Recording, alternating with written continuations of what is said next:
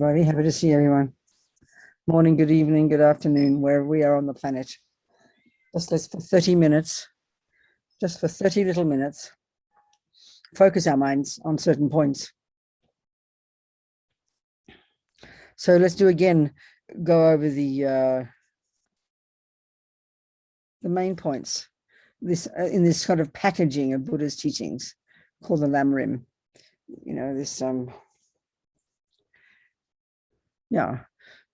stages of the path. So meaning the various teachings of the Buddha, the teachings that from his experience that are expressions, that are presentations of reality. This is the point. He's not asking us to believe him, but we have to take it as a given that these points, the view of karma, for example, is not something, there's no idea in Buddhism where Buddha makes something up. It's not like that. His whole point is whatever is that Buddha says is how it is. It's not because it's from revelation on high or some speculation. He has found this from his own direct experience. Of course, he's not asking us just to blindly believe him. The point is we're taking on board the idea, taking it as a hypothesis, I'd like to say, and then each time you think about it, there's three stages. You listen, you contemplate, and then you internalize it at a subtler level. When we've got, shamatha, especially when we've got concentration. And then eventually we will discover it is true ourselves, or he's wrong. In which case, as the Dalai Lama says, we'll say, thank you very much, Buddha, but goodbye. So it's an experiential thing.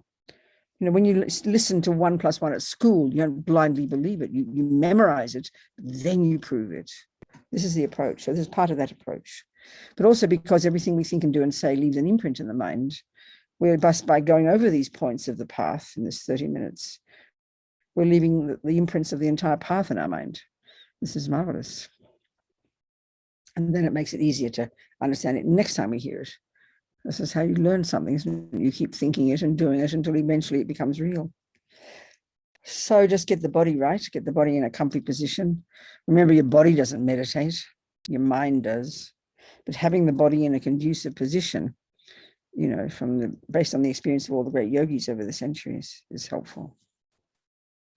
So your body upright. If you're not sitting cross-legged, if you're sitting cross-legged, you've got to keep yourself upright, otherwise you'll topple over. But if you're in a chair, you make yourself upright by not slumping into the chair. It's important. Sit upright. Have your muscles relaxed. Bones upright, muscles relaxed. Head slightly tilted forward. Chin tucked in a bit. And your eyes looking down, as if you're looking along your nose towards the ground.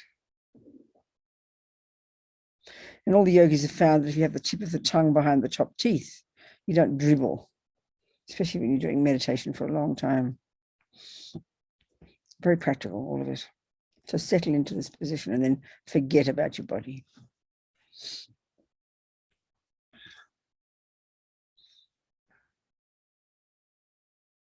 So in front of us, we visualize the Buddha in the form, like the monk, like behind me, the statue. Sitting in full lotus position, his right leg on top of the left, in his robes with his right arm bare. His body is like golden. Everything's made of light, very radiant. His saffron robes.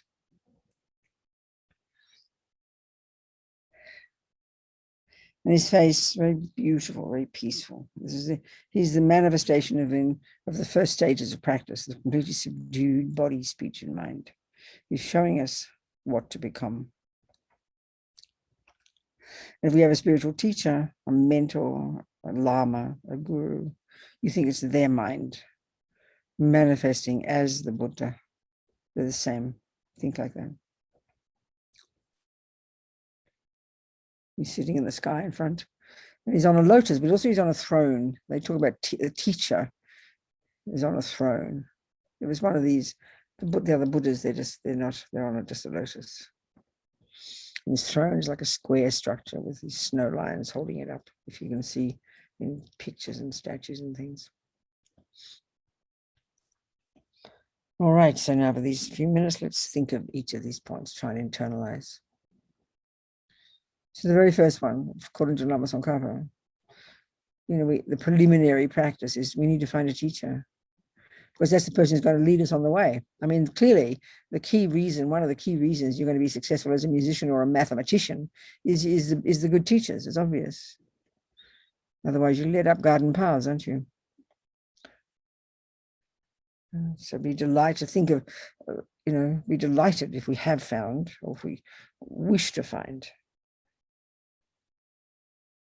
The necessity for a good teacher is kind of fundamental for anything to learn, especially here.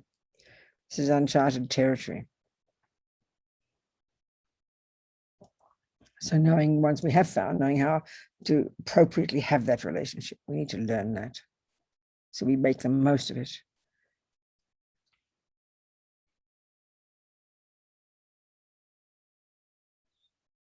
So then the next preliminary practice to prime our minds to even want to enter into the path is just to sort of contemplate, to notice these extraordinary qualities we've got in this human rebirth of ours. I mean, we utterly take it for granted. We think, oh, well, I didn't ask to get born. I just got plonked on this planet. We just don't even think about it. We're part of the kind of 0.001% of the universe, not rich, but fortunate. First, you've got a human body. It's like a miracle. And that's due to our past virtue, past goodness, past non-killing, living in vows, very consciously practicing virtue. That's the cause of just getting a human body. But not only that, reasonable conditions, a place to live, money and enough to live. But all of this gives us the leisure, the miracle of it all of it because of our morality and our generosity. We've got access to the Dharma, access to a spiritual path.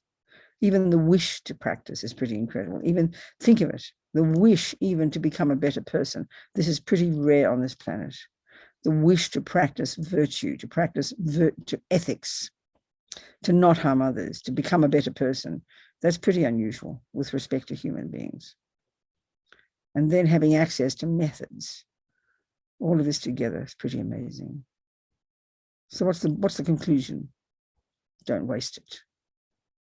Don't waste it. It's like you got, it's a crass example, but it's so clear. If you have money, you don't want to waste it. Not even $1. If you got 99 cents worth for your dollar, you'd be disappointed. That kind of clarity about the value of this precious life. Do not waste it. So what's it mean, don't waste it? Well, what you did to get it, practicing virtue, practicing morality, living in vows, wasting it is doing anything less than that. So think, I must use this human body that I created, these conditions that I created, not some accident, to at least do more of the same. Continue to practice good virtue, control my body, speech, mind, so I can become a happier, wiser person. For your sake, you're the recipient. You're the recipient of the benefit. Don't underestimate that.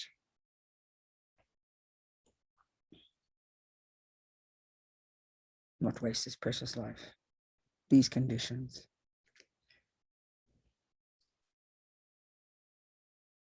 So now enter into the path, the method of how to do it. So we go to junior school, the first scope, the methods to do that, to get more of the same, at least when I die, to get another decent human birth with access to Dharma. Well, I just do more of the same. So now I increase my wish not to waste this precious life now. And I think about impermanence. I will die, don't know when. So don't waste time. This increases our wish not to waste. Get a sense of urgency. I mustn't waste this precious life. It will end at any moment. Do not know when. That's to increase our wish not to waste it, that's all. Energize us.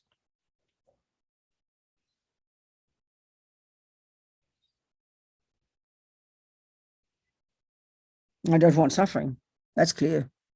It'll even further increase our wish not to waste it.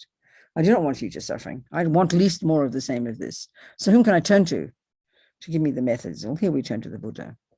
He's our doctor. He's our mentor.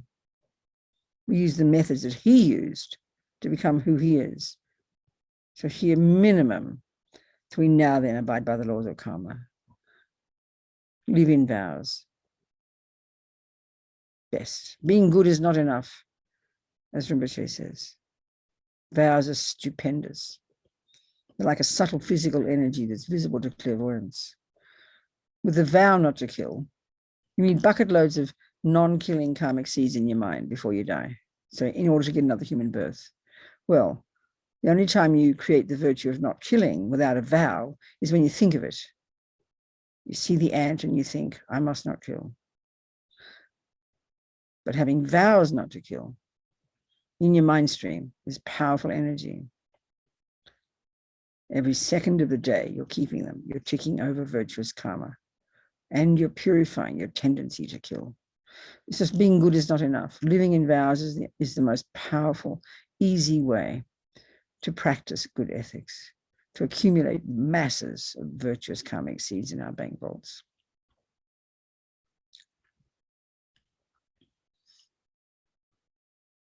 Abide by the laws of karma, because every second of what I think and do and say programs me. So be delighted. Yes, we've got delusions. All day our crazy thoughts never stop. But the power of vows is tremendous. The power of vows overrides this. The power of vows is so strong. We should be so delighted to have vows in our mind stream. The virtuous karmic seeds every second from living in vows gets us ahead of the game. So if I die, then I'd at least get more of the same, a decent human rebirth with good conditions and the wish to continue my path. Bare minimum is this from the first scope of practice. Already incredible.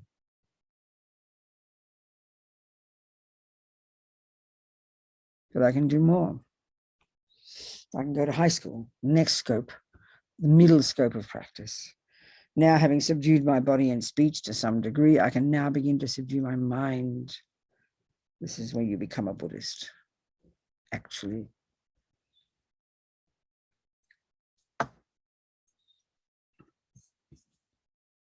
So now we become our own therapist.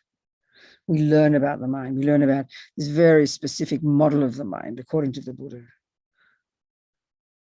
And the key job is learning to distinguish between the delusions and the virtues. That's it. Of course, it takes time. Our minds are overrun. Most of us are over. Our minds are the default mode is attachment and fears and dramas. But at least we don't go around killing and stealing and lying. They're the major ones. We're controlling that. That's incredible. So we learn about the mind. We understand what a delusion is, what a virtue is. And then every day we learn to practice, be our own therapist.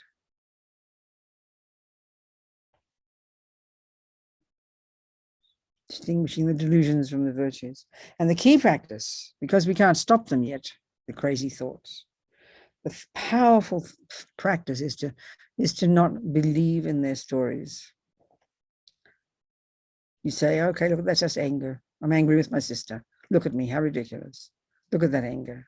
She is this and she is that. And you say to yourself, I have got anger, it's a habit, but I don't believe it. You got attachment. You see the cake, you just want to stuff the cake in the mouth. It looks divine, but you believe it's divine. You believe it's divine in its nature. But you say to yourself, it's just a habit. It's just habit, ancient habit. The cake does not exist like that. So let the thoughts come and go, but don't believe them. That's the powerful practice.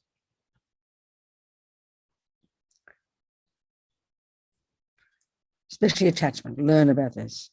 This is the essence of the middle scope, learning about the mind, subduing the mind, getting rid of attachment, seeing the suffering of attachment, which is so subtle. This is renunciation. So the consequences of this level of practice, controlling our body, speech, and mind, is that you're the beneficiary. You become more subdued, more joyful, less neurotic, more stable, more kind, more wise. How amazing. These are the methods for you to get more happy. That's it. It's very simple. But we can do more. We can make others happy as well. So we go to the compassion wing. And now our focus. Same thing, control body, speech, and mind. But now it's for the benefit of others. The first one is for the benefit of yourself. Don't underestimate that. Now we continue to work on our minds, but with the idea to remove the delusions from our minds so we can be of benefit to others now, because we're all in the same boat.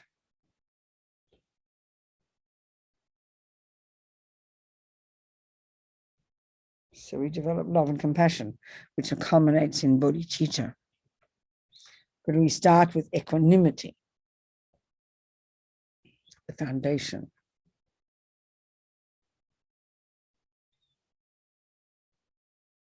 Equanimity, when we've got it,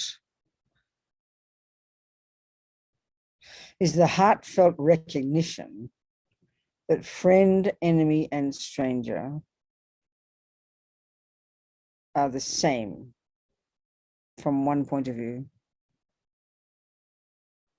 Exactly the same from the point of view that they each want to be happy and each don't want suffering. Now, we learned that in the wisdom wing. We learned that in junior school and high school.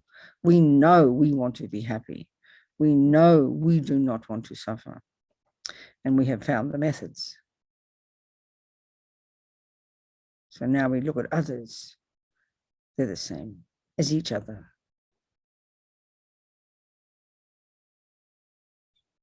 So right in front is, even we're saying this, right in front, have the person who you don't like, who's mean to you, who's harmful to you. Have them right in front, the object of your aversion. That's the so-called enemy. And to the left, a beloved, a person you love, a person who is kind to you, the object of your attachment. And to the right, a stranger, a person whose face you know enough, but who has neither harmed you nor helped you.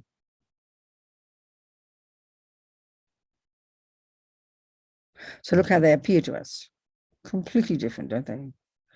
We're attracted to the person on the left. We can't stand the person in the middle. We couldn't care less about the person on the right. This is the universe. Attachment, aversion, and indifference. The whole world is like this. Monkeys, ants, dogs, humans all have friends, enemies, and strangers because we have the three poisons. These have no basis. These three definitions have no basis. They're just projections of our deluded mind. So the conclusion is they each want to be happy. They don't want suffering. This is the basis in the compassion wing. Then we start to develop love and compassion for all of them, because not because they make me happy, which is ego's reason, because they want to be happy. They don't want to suffer. Practice all those 11 different techniques that culminate in bodhicitta, this unbelievably powerful kind of shift in the mind, when now only others fill our mind, the wish only to help them, like we're their mother. Every being in the universe is our child, and they're our responsibility. Of course, that's a long way off for most of us. It's like, seems so high, we can't believe it. But we can aspire. It's logical that we can accomplish it.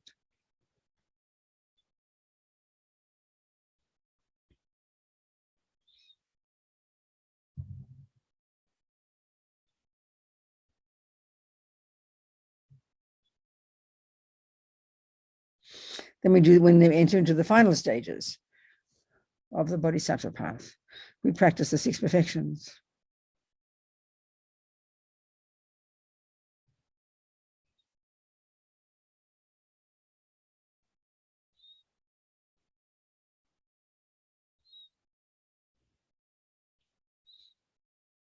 The first 4 The bodhisattva is going from life to life to life, perfecting the first four in relation to sentient beings, practicing generosity, morality, continuing to benefit. This time, the morality of benefiting others. Up until now, we've been practicing the morality of not harming others. Now, because we have wisdom, we can actually proactively benefit others in whatever way we can. Help the ant, help the mouse, the human. But generosity, the first one of the six, giving. As Lama Zopa says, don't think of receiving, think of giving.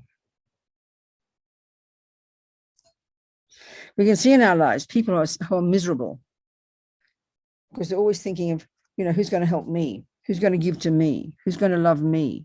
They sit there lonely and sad. And this is a tragedy. It doesn't even occur to them that they should be thinking, what can I do to help others? What can I give to others? This is the difference. It's not easy to hear this.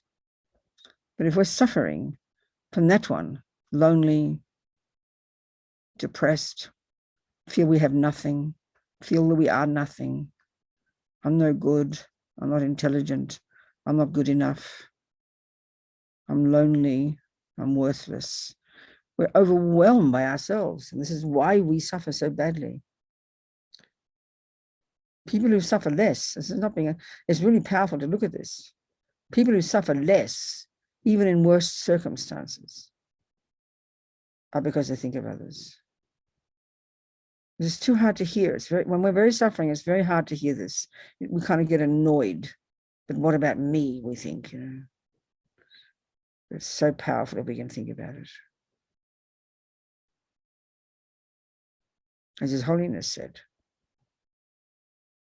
if you want to help others, practice compassion. If you want to help yourself, practice compassion. This is powerful. And why? Because delusions, attachment, jealousy, fears, anxiety, worries, anger, resentment, it's not being unkind to us. We have to see this and be kind to ourselves. They are why we suffer. And then kindness, empathy, connection with others, they are why we're happy. It's a very simple point. Hard to see it. So we have to practice. It doesn't come overnight.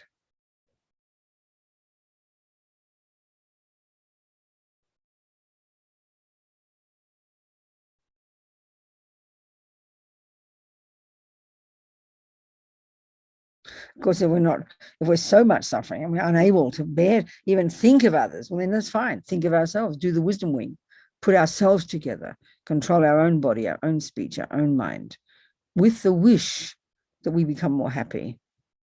Don't feel guilty about it. That's the wisdom wing. Then we're ready to do the compassion wing. So we have to know our capability. If we're kind of overwhelmed by our own crazy thoughts and we can't be around other people because it makes us too crazy, then do not be around other people. Don't force. Keep silent. Keep in your own place. It's like retreat mode. Leave people alone. We have to know where we're at.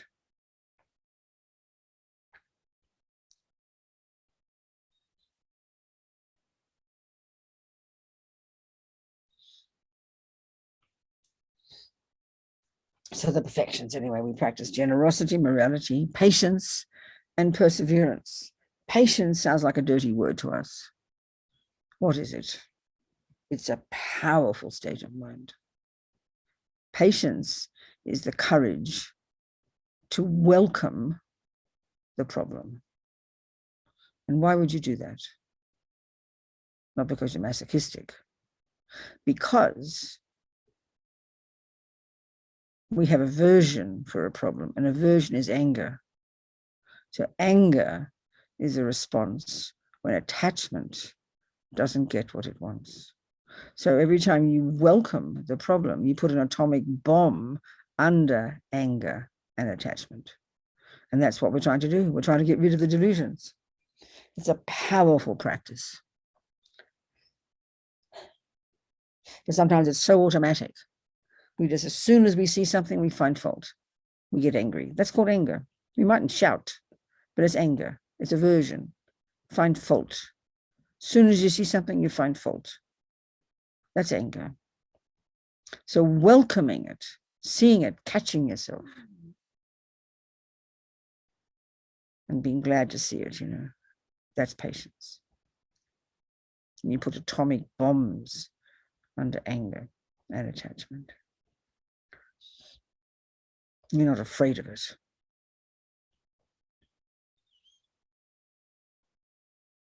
Also patience, they talk about patience in the face of the obstacles to our practice. So we're really sincerely trying to practice. Lots of bad things happen. When we being patient with them, meaning not just for us, we think patience is passive aggression. No, it's a brave mind that welcomes it. Then it won't seem so bad. And the next one is perseverance, which seems a bit similar, but it's even more profound. Perseverance is never giving up. Never giving up. One step at a time. You open your eyes and you see all the dramas in your daily life. You just keep moving. You just keep moving. One step at a time. Deal with each obstacle as it comes. You pick yourself up and you just keep moving. You pick yourself up and you just keep moving. It's a very powerful mind. And with perseverance, we will succeed. Without perseverance, you can be wise, you can be patient, you can be loving, but you won't succeed. You have to have perseverance. Make effort. Joyful effort, eventually they call it. You make effort. You deal with the obstacles as they come and you just keep moving. You just keep moving. Because we can succeed. It is logical. We all possess Buddha nature.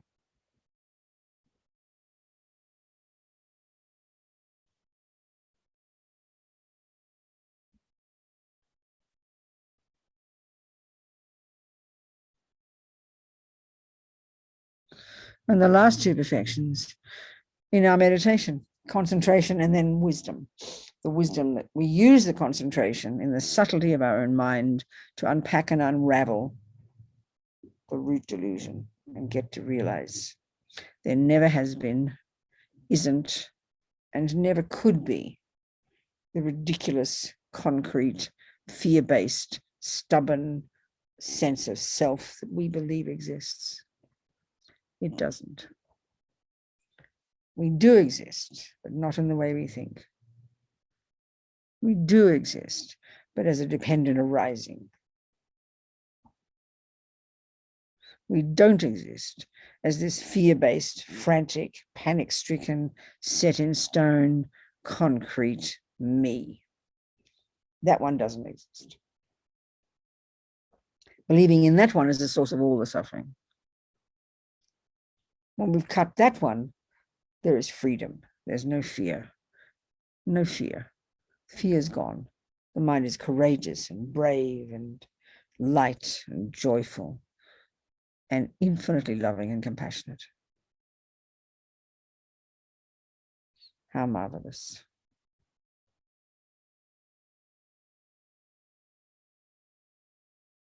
So imagine that Buddha, the throne dissolves up into his lotus and the lotus dissolves into his body. Just imagine. And he comes and sits above our head very happily. And he dissolves into golden light, enters our crown. And we think the body, speech, and mind of the Buddha, the body, speech, and mind of my Lama, the body, speech, and mind of mine, they all become one. Just be joyful, light, clear, peaceful.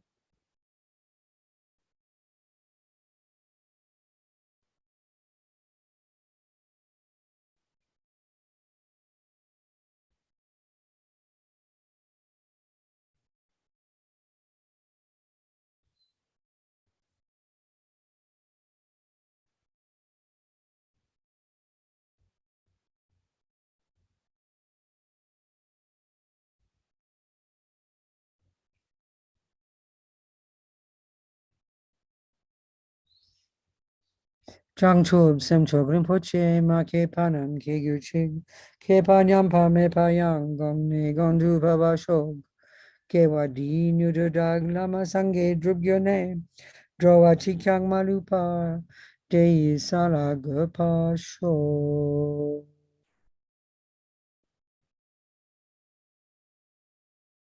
That's it. 30 minutes gone like a dream. Look at Lou and his looks like his new red earphones. Look at them. Hilarious. Thank you, darling people. Thank you, Matt.